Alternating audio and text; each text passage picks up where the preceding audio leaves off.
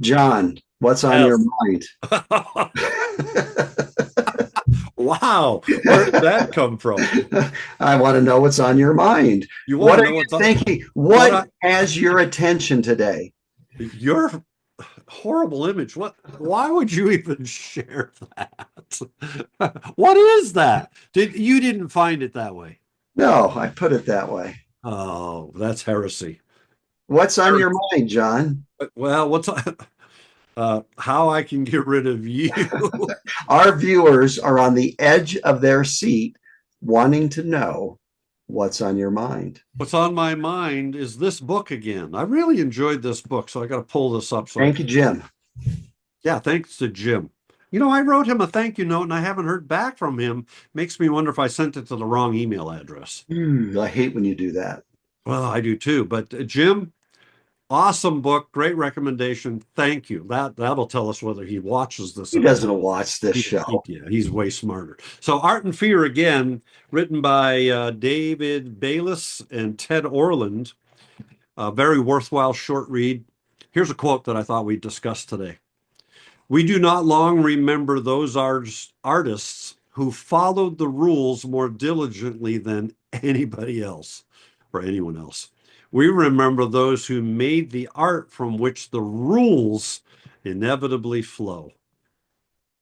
And that really resonated. And once again, I was underlining that one because we don't, although I guess, as I ponder that for a second here, there are people who probably do remember those who make art and why they made it and how cool the technique was, because that's how geeky some people can be. But But nobody goes to an image and go, "Wow, look at how well he followed the rule of thirds."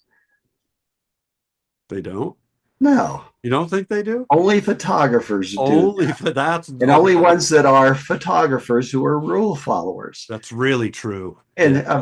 of the other 8 billion people on the earth, they just look at an image and say, "Wow, do I love that? Yeah.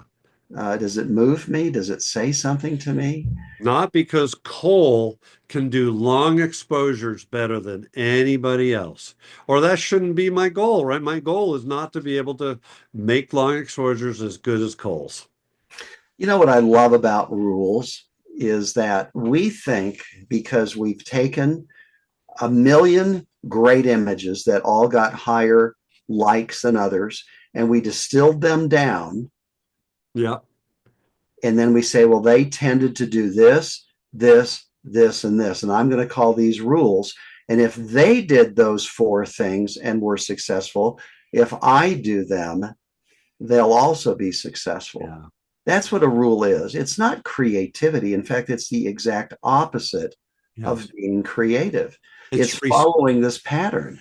yeah, it's restrictive. Oh, very, Yeah. Yeah. And very. in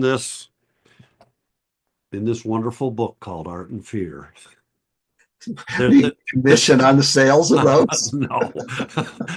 But there is a dialogue about that, how rules are just obstacles to creativity. They're obstacles to creating art. And we fear that if we don't use those rules, that we're not going to make a successful image. And it just gets in the way. So be a person who is willing to just create without any worry about what the rules are, and maybe create a rule. And we talked about this in a previous episode, though, that happenstance of the rule of the tones of the F-64 club it became a rule, Yeah. unfortunately, right? But seriously, and I think you've sort of broken the rule.